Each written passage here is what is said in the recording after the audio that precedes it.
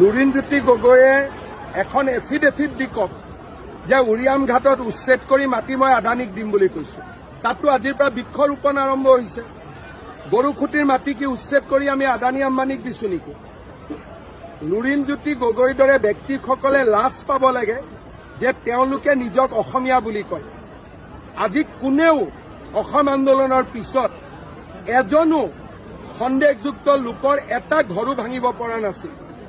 মই 1,29,000 বিঘা মাটি সন্দেহযুক্ত লোকৰ পৰা মুক্ত কৰি বনাঞ্চল বা ভিজিআৰ পিজিআৰক আমি উভতাই দিছো। ধন্যবাদ দিব নোৱাৰে, নালাগে, সমালোচনা নকৰিব, কাৰণ অসমীয়া জাতি যদি আমাৰ ভাৰতীয় জাতি সত্তা ইয়াত জীয়াই থাকিব লাগে, এইটোৱে আমাৰ শেষ সুযোগ। আপুনি কংগ্ৰেছৰ ওচৰত আত্মসমৰ্পণ কৰিছে, কৰক, মোৰ আপত্তি নাই, কিন্তু জাতিটোৰ কাৰণে যি ভাল কাম হৈ আছে তাৰ মাজত নোসোমাব, ৰাইজৰ অভিশাপ পাব।